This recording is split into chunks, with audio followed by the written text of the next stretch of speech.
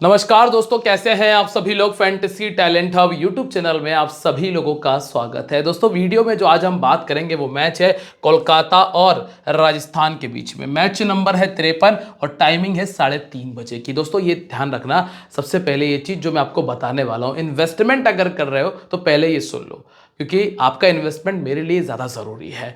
अब दोस्तों ये जो मैच है राजस्थान के लिए एक तरह से एक्सपेरिमेंट की तरह है, क्योंकि राजस्थान की टीम ऑलमोस्ट टूर्नामेंट से बाहर हो चुकी है। अब जब राजस्थान की टीम टूर्नामेंट से बाहर हो चुकी है तो वो एक्सपेरिमेंट कर सकती है, बेंच स्ट्रेंथ को चेक कर सकती है। ऐसे में इसकी तरफ से 100% परफॉर्मेंस आए जरूरी नहीं है। लेकिन हाँ, कोलकाता की टीम यहां से अगर सारे मैचेस जीत लेती है तो कोलकाता जरूर क्वालिफाई कर सकती है। तो हम ये कह सकते हैं कि हाँ, कोलकाता अपनी तरफ से 100 नहीं 110% देगी। लेकिन अगर हम बात करें राजस्थान की तो यहां से परफॉर्मेंस उतना बेहतर शायद देखने ना मिले जितना आप सोच रहे हो। तो इस बात का ध्यान रखना इन्वेस्टमेंट करने से पहले और कॉम्बिनेशन बनाने से भी पहले।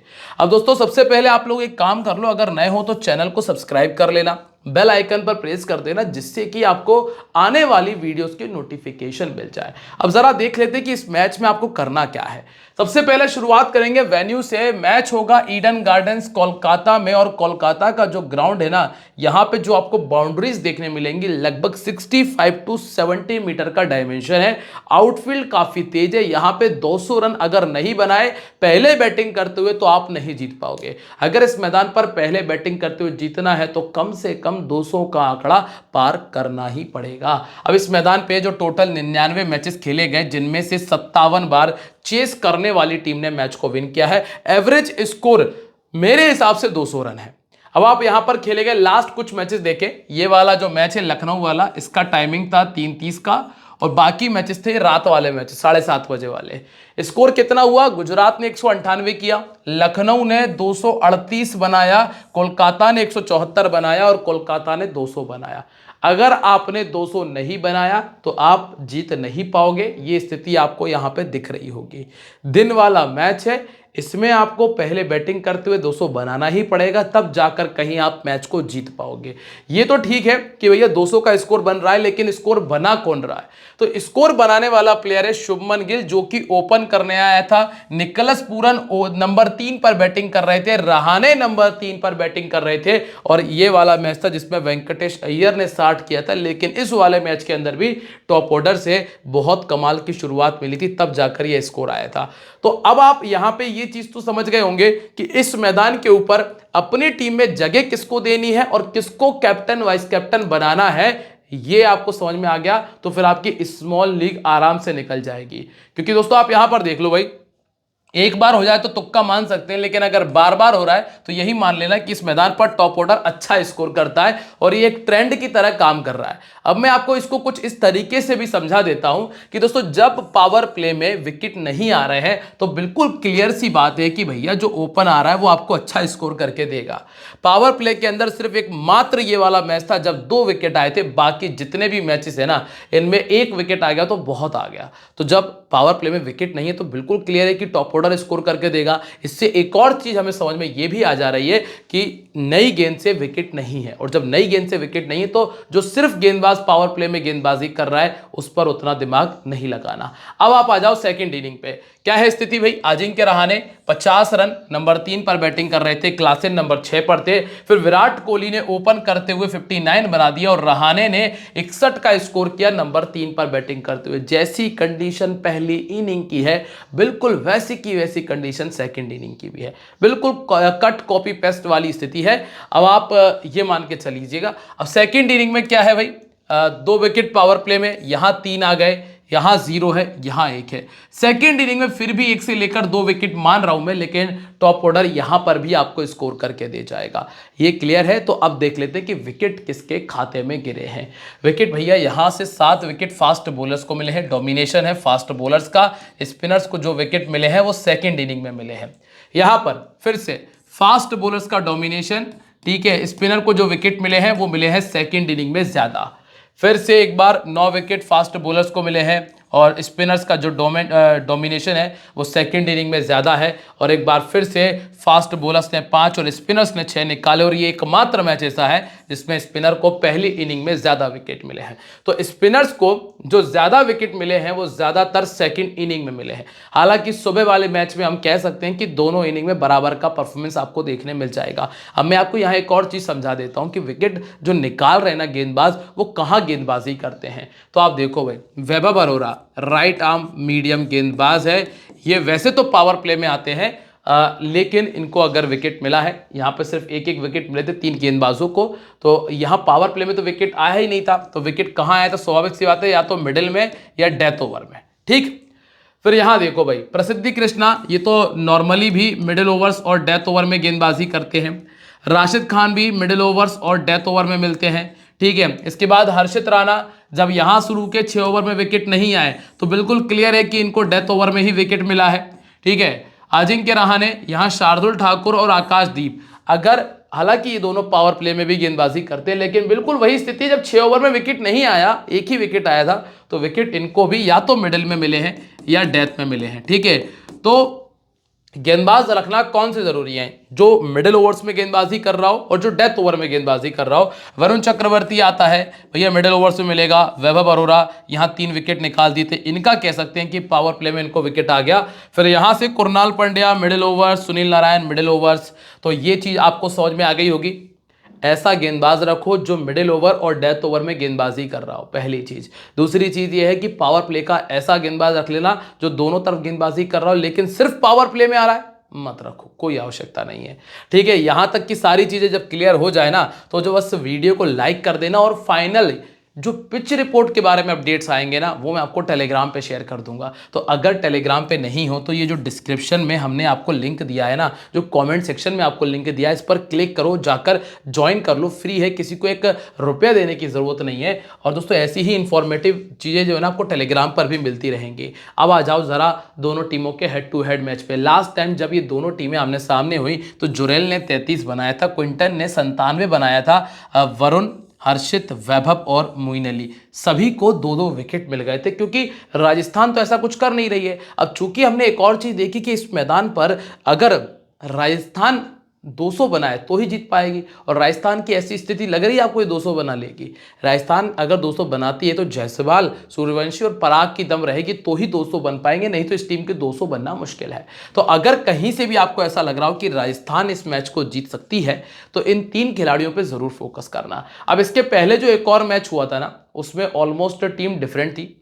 हालांकि ये मैच राजस्थान ने जीत लिया था, लेकिन उसमें बटलर का बहुत बड़ा हाथ था। संजू सैमसन टीम में थे, जायसवाल टीम में थे, लेकिन अब ना ही तो संजू सैमसन है और ना ही बटलर मौजूद है, इसलिए इस मैच पर उतना फोकस करना मत। गेंदबाजी में भी आवेश खान नहीं है, कुलदीप सेन भी नहीं है, इस तरफ से जरूर ये वही प्लेयर है, सुनील नारायण, हर्षित राणा और सुनील नारायण। हाँ, सुनील नारायण के 2 विकेट भी थे और 100 रन भी थे इस मैच के अंदर। अब आ जाओ जरा फ्री गिव अवे पर। अगर आप लोग चाहते हो कि डेली फ्री गिवअवेज मिलते रहें, आपको लेस कंपटीशन मिले, जीएसटी फ्री, टीएडीएस फ्री कंपटीशन वाले आपको एप्लीकेशन मिल जाए, तो सबसे पहला काम ये करो कि डिस्क्रिप्शन में मैंने आपको लिंक दिया है विजन 11 एप्लीकेशन का, जाकर डाउनलोड कर लो, साइन अप कर लो, और अपनी टीम का नाम FTH से रखना मत भूलना, तभी तो दोस्तों मुझे पता चलेगा कि आप यार क्या कर रहे हो। और साथ ही साथ यहाँ पर अगर आप लोग ग्रैंड लीग खेल रहे हो ना, तो ग्रैंड लीग में अपनी रैंक जरूर चेक करते रहना लीडर बोर्ड पे, क्योंकि दोस्तों यहां पर आप अगर 100 रैंक के अंदर भी आते हो ना, तो भी आपको 20,000 रुपए मिल जाएंगे। 20,000 रुपए मतलब जो इन्वेस्टमेंट करने के बाद में आपने रिटर्न ले लिया, वो तो अलग ही है, वो एक अलग है। लेकिन अगर आपने लीडर बोर्ड में टॉप 100 तक भी आ गए ना, तो भी आप 20,000 रुपए कमाओगे। बाकी जितना ऊपर जाओगे उतने बड़े प्राइजेस है, फॉर्च्यूनर तक आप यहां पर विन कर सकते हो। इसके लिए बस आपको जल्दी से जाकर विजन 11 एप्लीकेशन को डाउनलोड करना है। अब हम बात करेंगे सबसे पहले कोलकाता के बारे में। तो कोलकाता की तरफ से सुनील नारायण, गुरबाज आपको मिलेंगे। भाई ये गुरबाज का पहला मैच आप देखेंगे, जहां पर आपको ये देखने मिल जाएगा कि ये खिलाड़ी डिफरेंशियल का काम कर जाए। अजिंक्य रहाणे, वेंकटेश अय्यर, रिंकू सिंह और आंद्रे रसेल आपको मिलते हैं।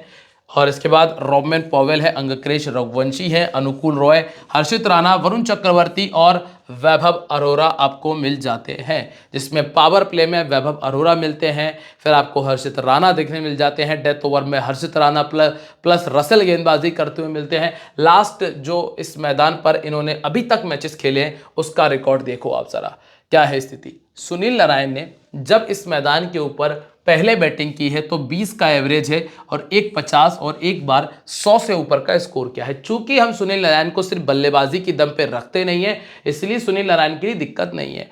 अगला नाम है रहमानुल्लाह गुरबाज का। अगर इस मैदान के ऊपर कोलकाता पहले बैटिंग कर रही है तो ये ट्राई करना कि आप डिफरेंशियल जाओ और कैप्टन बना लो गुरबाज को। रिस्क लेने वाली बात है, लेकिन ग्रैंड लीग में ये रिस्क जरूर उठा लेना, ठीक है। सेकंड बैटिंग करते हुए इनका रिकॉर्ड उतना अच्छा नहीं है, सिर्फ 7 का ही बैटिंग एवरेज है। अजिंक्य रहाणे की अगर मैं बात करूं तो 9 इनिंग में 230 रन, 29 का बैटिंग एवरेज और 2 बार 50 से ऊपर का स्कोर है। और वहीं इन्होंने सेकंड बैटिंग करते हुए 26 का एवरेज और 2 बार 50 से ऊपर का स्कोर किया है। ऑलमोस्ट आप ये कह सकते हो कि हाँ, ड्रीम टीम में अगर जगह देनी है तो फिर अजिंक्य रहाणे एक बेस्ट ऑप्शन है अभी के लिए। अगर मैं कैप्टनसी के नाम बताऊं ना, यहां से अभी जो हमने 3 नाम देखे उनमें से ये 2 नाम बेटर हैं, ठीक है, और ये भी सिर्फ पहले बैटिंग करते हुए। इसके बाद वेंकटेश अय्यर है, जिनका दोनों इनिंग्स में 25 का एवरेज है, लेकिन जो बड़ा स्कोर आया है वो सिर्फ पहली इनिंग के अंदर आया है। तो अगर इनको कुछ बनाना है तो सिर्फ पहली इनिंग में ट्राई करना। रिंकू सिंह का अभी तक जो 50 आए हैं वो सेकंड बैटिंग में आए हैं, 3 बार 50 से ऊपर का स्कोर किया है। पहले बैटिंग करते हुए कोई 50 इन्होंने इस मैदान पे नहीं बनाया। और रसेल पहले बैटिंग करते हुए 32 का एवरेज और 2 बार 50 से ऊपर का स्कोर, और सेकंड बैटिंग करते हुए 31 का एवरेज और 3 बार 50 से ऊपर का स्कोर ये पहले भी बना चुके हैं। और रॉबमन पॉवेल 1 मैच और 26 रन। अब जरा गेंदबाजी पर आओ। सुनील नारायण ने इस मैदान पर जब सेकंड इनिंग में गेंदबाजी की है तो 43 विकेट निकाले हैं। आंद्रे रसेल ने पहली इनिंग में 19 तो सेकंड इनिंग में 25 विकेट निकाले हैं। वैभव अरोरा का ऑलमोस्ट 1 विकेट पर मैच के हिसाब से चला है, तो लगभग 16 विकेट 13 पारियों में निकाल चुके हैं। इसके बाद आते हैं वरुण चक्रवर्ती, जिन्होंने दोनों इनिंग्स में 10 में 12 और 10 में 14 विकेट्स हैं। फिर आते हैं हर्षित राणा, जिन्होंने पहली इनिंग में 7 में 8 और सेकंड में 9 में 11 विकेट है। और अनुकूल रॉय को इस मैदान पर अभी तक विकेट नहीं मिल पाया है। अब यहां से गेंदबाजी में अगर आप देखोगे तो एक वरुण चक्रवर्ती हैं, जिन्होंने 4 विकेट का हाईएस्ट मारा है। एक बार 4 विकेट का हाईएस्ट मारा है रसेल ने, और यहां तो इन्होंने खैर 5-5 विकेट निकाले हुए हैं। क्योंकि सुनील नारायण की पुरानी गेंदबाजी के रिकॉर्ड भी यहां पर ऐड है, इसलिए आपको देखने मिल रहा है। लेकिन अगर गेंदबाजी से कैप्टन वाइस कैप्टन ढूंढने निकलते हो तो वरुण चक्रवर्ती, रसेल और नारायण को ट्राई कर सकते हो, ठीक है। अब आ जाओ जरा रिकॉर्ड्स पे। पहला नाम है रहमानुल्लाह गुरबाज का। क्या किया है भैया, पिछले 2-3 मैचेस में इतना बड़ा स्कोर आया नहीं। सिलेक्शन परसेंटेज सिर्फ 65 का है। हालांकि बढ़ जाएगा, क्यों बढ़ जाएगा, क्योंकि और कोई विकेट कीपर अच्छा अवेलेबल नहीं है। ध्रुव जुरैल आते हैं बहुत नीचे बैटिंग करने के लिए, इसीलिए गुरबाज जो है ना आपके लिए, मतलब आपके क्या मैक्सिमम लोगों की टीमों में आपको देखने मिल जाएंगे। 24 का बैटिंग एवरेज है। जब इन्होंने सेकंड बैटिंग की है तो 3 बार 50 से ऊपर का स्कोर किया है, लेकिन जब पहले बैटिंग की है तो 150 किया है। अब आप ये मान लेना कि ये ऐसा मैच है जहां पर गुरबाज आपके लिए अच्छा ऑप्शन है, क्योंकि सामने वाली टीम की ना तो गेंदबाजी चल रही है ना उनकी बल्लेबाजी चल रही है। तो एक जो 50 हम उम्मीद करते हैं ना, वो आपको गुरबाज से यहाँ देखने मिल सकता है। चूंकि अब ये भी है कि और कोई विकेट कीपर है भी नहीं, तो आपको मजबूरी में भी इनको रखना पड़ेगा। फिर आप आ जाओगे नंबर 2 पे। नंबर 2 पे कौन मिलता है, सुनील नारायण। नारायण ने पिछले मैच में 3 विकेट निकाले प्लस 27 रनों का स्कोर किया था।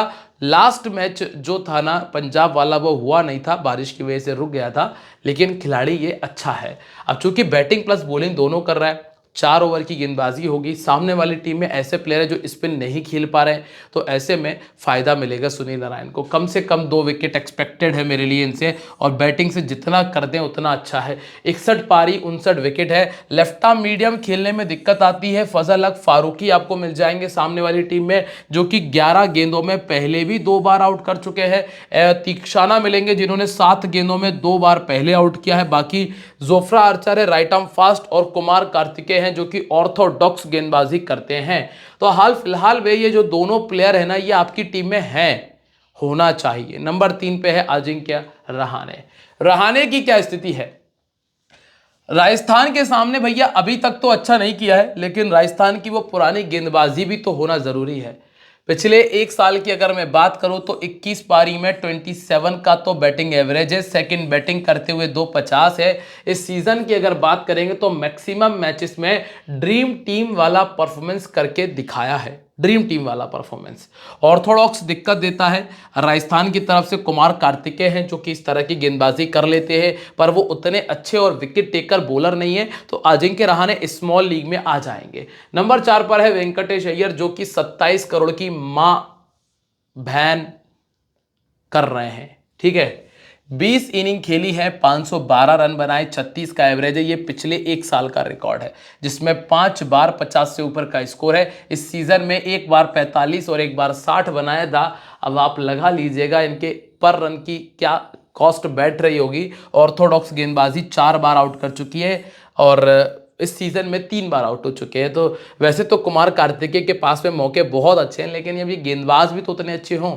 अगर कोई ऐसा क्वालिटी बॉलर होता तो फिर मैं जरूर कहता कि उसको रख लेना। रिंकू सिंह की बात कर लेते हैं भैया। 4 इनिंग में 81 रन बनाए हैं राजस्थान के सामने और पिछले एक साल में 19 पारी में 23 का बैटिंग एवरेज है। दोनों इनिंग्स में तो 50 नहीं बनाया। पहले बैटिंग करते हुए 26 का average. Right arm fast bowling के सामने ये 3 बार आउट हो चुके हैं। अब आप अगर देखें ना तो हम आ चुके हैं नंबर 5 तक, और नंबर 5 तक हमें कैप्टनसी का सिर्फ 2 ऑप्शन मिले हैं, एक सुनील नारायण और एक गुरबाज, और जिसमें गुरबाज तो और भी ज्यादा रिस्की प्लेयर है। मतलब इस मैच के अंदर कैप्टन वाइस कैप्टन से ज्यादा मायने ये रखेगा कि आपने कौन कौन से प्लेयर्स को टीम में रखा है, क्योंकि प्लेयर्स ही ज्यादा बेहतर ऑप्शन रहेंगे। अब आप इसके बाद आओगे रसेल पे। रसेल जो कि बैटिंग प्लस बॉलिंग आपको दोनों दे रहा है। प्लेइंग 11 मतलब लास्ट में जो 11 खिलाड़ी आ जाएंगे उसके बाद यह तय होगा कि रसेल कितनी गेंदबाजी करेंगे। अगर एक बॉलर कम आता है तो रसेल आपको ज्यादा ओवर करते हुए नजर आएंगे। अगर टीम प्रॉपर 5 बॉलर के साथ खेलती है तो फिर इनको 1 या 2 ओवर देखने मिल पाएगा। ठीक, और पॉसिबल है वो भी ना मिल पाए। हालांकि दोस्तों इस सीजन में बल्ले से 20 का आंकड़ा सिर्फ यहां टच किया था, बाकी नहीं कर पाए। एक बार 50 से ऊपर का स्कोर है, वो भी पहले बैटिंग करते हुए बनाया था। अब रही बात गेंदबाजी की तो 29 इनिंग में 24 विकेट है। ऑर्थोडॉक्स गेंदबाजी इनको 4 बार पहले भी आउट कर चुकी है और चाइना मैन के सामने ये 2 बार पहले आउट हो चुके हैं। तो कुमार कार्तिकेय इस तरह की गेंदबाजी करते हैं। अगर कोई दूसरी टीम होती जिसमें ऑर्थोडॉक्स गेंदबाज होता, जैसे कि जडेजा होते, जैसे कि कोई भी दूसरा गेंदबाज जो ऑर्थोडॉक्स डालता है, तो मैं उसको जरूर टीम में रखता कलकत्ता के सामने। लेकिन हाल फिलहाल में कुमार कार्तिकेय अगर निकाल देते तो जीएल में ट्राई कर लेना। ठीक है, इसके बाद है रॉबमैन पॉवेल। हाँ, 23 का बैटिंग एवरेज और 2 50 है। दोनों इनिंग्स में 1-1 50 है, लेकिन इनका बैटिंग डाउन इतना नीचे है कि मैं उम्मीद नहीं कर रहा हूं कि इनकी बैटिंग आए, क्योंकि अंगक्रेश रघुवंशी जो कि कमाल का प्लेयर है बंदा, ये जाएगा फिर से ऊपर 4थे नंबर पर बैटिंग करने के लिए। पिछला मैच हुआ नहीं था, ये बैटिंग ऑर्डर है उससे पहले वाले मैच का। तो रघुवंशी फिर से ऊपर बैटिंग करने जाएंगे 4 नंबर पे, इनको रख लेना। बंदे में दम है। लेफ्ट आर्म मीडियम के सामने ये 3 बार आउट हो चुका है पहले भी। ठीक है, और लेफ्ट आर्म मीडियम फजल हक फारूकी मिलेंगे, लेकिन जिस नंबर पर ये बैटिंग करते हैं ना वहां पे फारूकी गेंदबाजी करने नहीं आएंगे। पहले बैटिंग करते हुए 2 बार 50 से ऊपर का स्कोर इन्होंने किया भी है। और इसके बाद अनुकूल रॉय, 17 इनिंग 10 विकेट इनके खाते में दर्ज है। इतना कुछ खास इन्होंने किया नहीं है। इस टीम का जो कोर बॉलर्स है ना वो है हर्षित राणा, वरुण चक्रवर्ती, जिसमें राजस्थान के सामने 3 पारी में 4 विकेट इन्होंने निकाले हैं और पिछले एक साल में 30 विकेट का हाईएस्ट है। सॉरी, 30 विकेट टोटल निकाले हैं जिसमें 3 विकेट का हाईएस्ट है। पहले गेंदबाजी करते हुए 10 में 15 और सेकंड करते हुए भी 10 में 15 विकेट है। फिर आप देखोगे वरुण चक्रवर्ती की तरफ, तो क्या किया है वरुण चक्रवर्ती ने? 8 इनिंग में 11 तो राजस्थान के सामने और 24 में 34 विकेट यहां निकाले हैं, जिसमें पहले गेंदबाजी करते हुए 11 में 14 है तो सेकंड करते हुए 13 में 20 विकेट है। और अंतिम नाम है वैभव अरोड़ा का। अब दोस्तों वैभव अरोड़ा को टीम में लोग रखना चाहते नहीं है, लेकिन इस बंदे ने यह किया है कि हर एक मैच के अंदर 1 विकेट निकाला है। आप यहां से उठाकर देख लेना, हर एक मैच के अंदर कम से कम 1 विकेट तो निकाल कर गया है। तो ऐसा नहीं कि वैभव अरोड़ा आपके लिए बिल्कुल खराब पिक है। अगर आप 25 मतलब 30 से 50 पॉइंट तक चाहते हो तो वैभव अरोड़ा आपके लिए एक ठीक ठाक प्लेयर ऑप्शन है। अब यहां पर आ जाओ आप दूसरी टीम राजस्थान पे, जो कि डिपेंड करती है जायसवाल और सूर्यवंशी पे। इस मैदान के ऊपर एक कंडीशन रही है कि अगर आपको जीतना है तो कम से कम 200 बनाना पड़ेगा। इस टीम की बैटिंग लाइनअप अगर 170 बना दे तो ये अपने आप में खुश हो जाएंगे कि यार हमने 170 बना लिए, क्योंकि इस टीम में 200 वाली दम तो नहीं है। ठीक है, अब अगर 200 बना लेती है ना तो 200 बनाएगी या तो जायसवाल स्कोर करेंगे तब, या सूर्यवंशी स्कोर करेंगे तब, या फिर रियान पराग स्कोर करेंगे तब। इसके बाद कोई और ऐसा प्लेयर नहीं है जिसके स्कोर करने से 200 बन जाए। फिर तो ऐसे प्लेयर है 130, 135, 140 के स्ट्राइक रेट से खेलने वाले हैं। अब यहाँ पर पावर प्ले के अंदर आपको जोफ्रा आर्चर मिलते हैं, इनके साथ में आपको आकाश मदवाल मिल जाते हैं। इस गेंदबाज पे नजर रखना, ये अच्छा गेंदबाज, और फजल हक फारूकी। अब शुरुआत के बाद अगर बात करें इस मैदान के रिकॉर्ड की, तो जायसवाल ने इस मैदान के ऊपर 34 के एवरेज के साथ में एक बार 50 बनाया है, जिसमें 98 का स्कोर है। रेयान पराग इस मैदान पर पहले बैटिंग करते हुए 4 पारी में 156 कर चुके हैं, जिसमें 2 बार 50 से ऊपर का स्कोर है। सेकंड बैटिंग करते हुए 2 में 81 है। मतलब दोनों इनिंग्स में रेयान पराग ने इस मैदान पर काफ़ी अच्छी बैटिंग की है। फिर आएंगे आप नीतीश राणा, जिनके लिए ये होम ग्राउंड की तरह है। सेकंड बैटिंग करते हुए इन्होंने बहुत अच्छा खेला है। 11 मैचेस में 40 का एवरेज और 4 बार 50 से ऊपर का स्कोर है। अगर टीम सेकंड बैटिंग कर रही है तो नीतीश राणा पे नजर रखना, लेकिन नीतीश राणा की भी एक कमजोरी है जो मैं आपको आगे बताऊंगा। शिवम दुबे ने पहले बैटिंग करते हुए 2 में 48 किया है। अब आप आ जाइए गेंदबाजी पे, तो गेंदबाजी में एक तो जोफ्रा आर्चर, जिन्होंने पहले गेंदबाजी करते हुए 2 विकेट, तीक्षाना ने सेकंड गेंदबाजी करते हुए 2 विकेट, और रेयान पराग ने भी सेकंड गेंदबाजी करते हुए 3 विकेट इस मैदान पर पहले से निकाले हुए हैं। जायसवाल और सूर्यवंशी, ये 2 लड़के ऐसे हैं जिनको आप नहीं छोड़ पाओगे। अब कैप्टन वाइस कैप्टन की बात करें तो सेकंड इनिंग में इनका परफॉर्मेंस और ज्यादा बेहतर होता है। अगर आप यहां पर भी देख लो तो जो 70, 49, 74 और 51 का स्कोर आया है, ये सब सेकंड इनिंग का स्कोर है। पहली इनिंग में आया है 75, 6, 75, 67, 4 और 29 का स्कोर। तो खास तौर से सेकंड इनिंग के लिए जायसवाल एक बहुत अच्छा ऑप्शन है। लेफ्ट आर्म मीडियम गेंदबाजी आती है तो इनको दिक्कत देती है, यहां पर लेफ्ट आर्म मीडियम नहीं है, इसीलिए जायसवाल कंफर्म पिक है। कैप्टन वाइस कैप्टनसी की चॉइस भी है। अगला नाम है वैभव सूर्यवंशी का, जो कि अभी दोस्तों खेल तो बहुत अच्छा रहे, अब कहां तक अच्छा खेलेंगे ये तो तय नहीं कर सकते, लेकिन ये है कि वरुण चक्रवर्ती के आने से पहले पहले तक तो इनसे आपको अच्छा स्कोर मिल जाना चाहिए। फिर आप आओगे नंबर 3 पे, जो कि है रेयान पराग। रेयान पराग ने अपने पिछले 1 साल में 25 पारी में 43 का बैटिंग एवरेज मेंटेन किया है। अब एक बड़े कमाल की बात यह है कि ये बंदा ज्यादातर मैचेस में ड्रीम टीम में जगह बना चुका है। कैसे? जैसे यहाँ पे 25 बनाया, यहाँ 37, यहाँ 43, 26, फिर 30, फिर 39, फिर 22, फिर 32, फिर 16 रन प्लस 1 विकेट। तो ऑलमोस्ट मैक्सिमम मैचेस में ये ड्रीम टीम में आया है। तो कैप्टन वाइस कैप्टन तो नहीं सही, लेकिन हाँ एज अ प्लेयर तो इनको टीम में रखा जा सकता है।